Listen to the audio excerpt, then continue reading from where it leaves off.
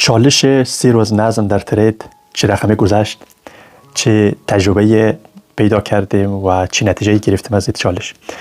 همه موضوعات را در این ویدیو در موردش حرف میزنیم. به نام خدا. عزیزان سلام، امیدوارم که حال دلتان عالی باشه. از آن که حالا در جریان هستین، ما یک چالش را راه انداختیم. اگر حالا در جریان نیستین حتما ویدیو را نگاه کنید در مورد چالش. خلاصه عزیزان، کل هدفی بود که در طول 3 روز بیایم طبق پلن ترید کنیم. حالا قبلا هر رقمی که ترید میکنیم، هر استراتژی که مثلا حالا ترید میکنی، فقط طبق همون استراتژی که حالا ترید میکنی، آقا این پلن ها را بیا چه میگه تریدت پیاده کن که حالا این پلن مثلا مشخص میکرد که تو چقدر ریسک کنی نسبت به حالا حسابت و کی مثلا اگر چند تا حساب بخوری چیکار کنی و از این حرفا. کل رفتار را برای تو مشخص میکرد که تو آقا چیکار باید انجام بدی، میدونی. و نتیجه که ما گرفتیم واقعا این بود که یک کم شوکه کننده هم بود که اکثریت یا اصلا پلن را اصلا در نظر نگرفته بودن و یا یکی مثلا حالا برای 1 روز 2 روز بالاخره پلن را دنبال کرده بودن، بعد از اون دیگه یعنی برگشتن به حالت قبلی خودشان. و ما یکسره مثلا حالا در مورد حرف زدیم داخل کانال که باید ما کارکرد ذهن را بشناسیم. میدونی ذهن انسان کارکردش همین رقم هسته. چیزی که حالا برای ما تبدیل به عادت شده، ذهن برای ذهن خیلی سختی نداره. اگر نمیدونم کتابی مثلا چیز را اسمش عادت های اتمی هسته، اگر رو کتاب رو خوانده باشین یک راه حل را نشان میده که چیکار کنه که بعضی عادت ها را در زندگی پیاده کنه. خب بالاخره چیزهایی که برای ما تبدیل به عادت شده برای ذهن خیلی سنگینی نداره، برای خیلی سختی نداره. ولی چیزی که تبدیل به عادت نشده برای ذهن خیلی سخت هست، خیلی مثلا حالا سنگین تمام میشه دیگه. به خاطر همون امکان داره تو 1 روز 2 روز پایبند باش، بعد از دوباره پس مثلا برمیگرده به حالت قبلی خود. و ما هی مثلا در مورد چیز کردیم، تلاش کردیم که توضیح بدیم، حرف بزنیم که آقا فقط 30 روز دیگه، 30 روز آقا خیلی سخت نیست واقعا. اگه قبلا مثلا هر رقم دیگه که ترید میکردی 30 روز بیا مثلا آقا طبق همین پلنی که برای نوشته هسته و ما آماده کردم برای تو.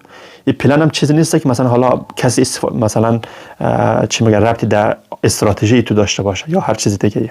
پلن عامیانه ساخت هست، برای همه میتونه قابل استفاده باشه.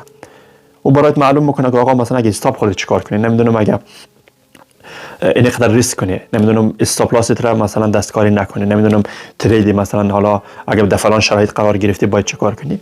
این همه راه حل ها را فهمیده است برای ما مشخص میکرد. دیگه گفتیم آقا اگر کوشش کنی که این چیزها را رعایت کنی، این کم کم آسته آسته میدونی تبدیل به عادت میشه. این هدف اصلی ما اینمی بود که ما به خاطر از نبود که فقط کار را 30 روز انجام بدیم بعد از دیگه ایله کنیم پس حالا برگردیم. 30 روز فقط هدف 30 روزی بود که آقا کم کم تبدیل به عادت شوه و بمانه تا وقتی که در این بازار هستی. میدونی این به خاطر نبود که تو 2 روز مثلا رعایت کنی بعد از دیگه ایله کنی. به خاطر چی؟ به خاطر کارکرد ذهن نمی رقم هسته. اگه تو هر روز در خودت یادآوری نکنی که فلانه، تو باید طبق این پلن باید ترید کنی. پلن تو را نجات میده. تو اگه مثلا پلن رو چیز نکنی، دنبال نکنی، دوباره مثلا در شرایط سخت وقت قرار بگیریش، در شرایط سخت ذهن انسان نمیتونه منطقی تصمیم بگیره، نمیتونه منطقی فکر کنه. تو اگه مثلا که نمیدونم 20% مثلا حسابت را در روی یک ترید ریسک کردی، حالا مثلا قیمت آمدن از استاپ لاست شده، خب معلومه که تو استاپ لاست را برمیداری. این خو از امیال است، معلومه پیش معلومه که تو چیکار میکنی. به خاطر که ذهنت میترسه. میدونی برای ذهنت یک درد مثل یک درد میبینه، ذهن را مثل یک خطر میبینه، دوست داره از خطر فرار کنه. میدونی به خاطر همون استاپ لاس رو اوسم میکنه. موقعی بالاخره آقا دیگه امیدواریه، دیگه یک امیدواری کاذب در درون میاد، در ذهنت میاد که بابا قیمت بالاخره برمیگرده. آقا دیدی مثلا حالا قیمت استاپ لاس رسیده 20% پایین، حالا کمی دیگه میای پایین، مثلا که 30% حالا توی حساب پایینه، مینوس هسته، 40%، 50%. آسته آسته فهمیدی از بس نشستی امیدواری میگه خدایا دیگه دعا میکنی که آقا حداقل می برگرده در همون نقطه 0 برسم از پوزیشن خارج شم. ولی در همچین شرایط های هیچ وقت بر نمیگرده و حسابت هم از دست میدی. چه سوال تجربه کردیم، از تجربه میگم آقا. دیگه به خاطر آقا همه چیز رو برای ذهنت باید مشخص کنه که فلانه تو قبلا 10 بار مثلا همچین شرایطی که قرار گرفتی منجر به این شد که تو حسابت را از دست بده. پس چیکار کنی؟ در اونجا پلن تو میگه تو باید چیکار کنی. میدونی چقدر چیزا، یعنی به خاطر که در کار آقا تو نه رئیسی داری، نه تو یک کسی بالای سر که نداری، خودت هستی و خودت هستی، همه کار خودت هستی، کارگر خودی، فهمیدی؟ نمیفهم رئیس خودت هستی. به خاطر همون پلن برای تو راه نجات هست. پلن میگه آقا اگه نمیدونم هوا خیلی طوفانی بود دیگه لازم نیست در بحر برای شنا بری مثلا غرق میشی فلانه.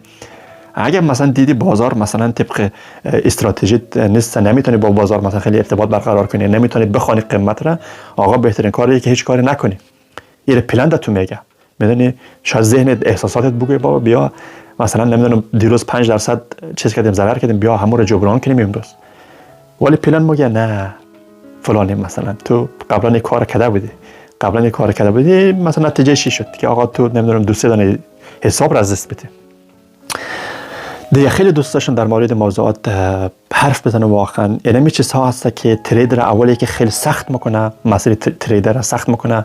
اگه اینمی چیزها درست شد فهمید دیگه زمان دیگه موفقیت در ترید آساسه میایه خودش. پول در ترید آساسه خودش میایه، میدونی. ولی اینمی چیزها هست که حالا تریدر خیلی جذاب میکنه در این حال و در این حال این مسئله خیلی سخت میکنه برای ما. دیگه با خاطر همون کل تمرکز ما روی نظامی هست. ما اگه ویدیو هم درست میکنیم آقا در مورد نظامی حرف میزنیم که آقا فلان این چیزها هست. یکی مثلا بعضیا میگه که آقا نمیدونم اگه تو فلان سبک معاملاتیت مثلا حالا این رقمی هست، تو اگه سبک نمیدونم مثلا ما اسمارت مانی کار میکنم تو دی سبک، اگه این سبک کار نکنی تو اصلا دیگه موفق نمیشی. او کسی هست که آقا یک پکیجی داره خودش چون اون سبک کار میکنه یا نمیکنه فقط یاد گرفته، یک پکیجی داره میخواد پکیج بفروشه. میدونی اصلا هیچ تضمینی وجود نداره که تو آقا مثلا فلان سبک که یاد بگیری موفق میشی. اگه رقمی بود خب همه ما میرفتیم همون سبک یاد میگرفتیم، حالا اسمش هر چیز بگذاری میرفتیم موفق میشدیم. میدونی پس شاعر میگه بیرون ز تو نیست هر آنچه در عالم هست، در خود بطلب هر آنچه میخواهی تویی. پس مشکل اصلی در درون هست، مشکل اصلی ما هست. ما باید یاد بگیریم که بالاخره حالا خود را مدیریت کنیم. بازار که تو مدیریت نمیتونی. میدونی دیگه خلاصه ما این تجربه را از چیزی گرفتیم از این چند وقت، از 3 روزی که حالا برای خود در نظر داشتیم.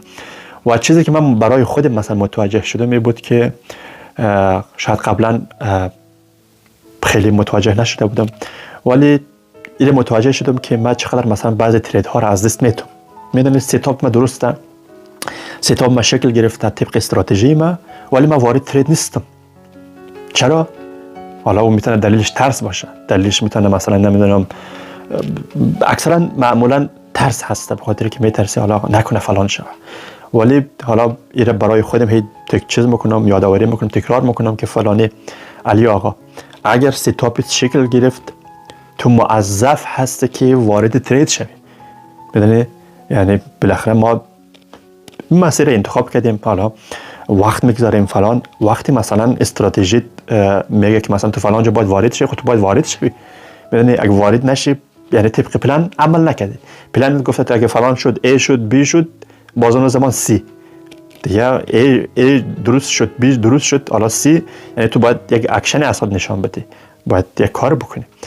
و اگه کاری نکنید بالاخره تغییر هم نمیاد. برای چی مثلا حالا میخواد چه رقم میخواد ترید کنی.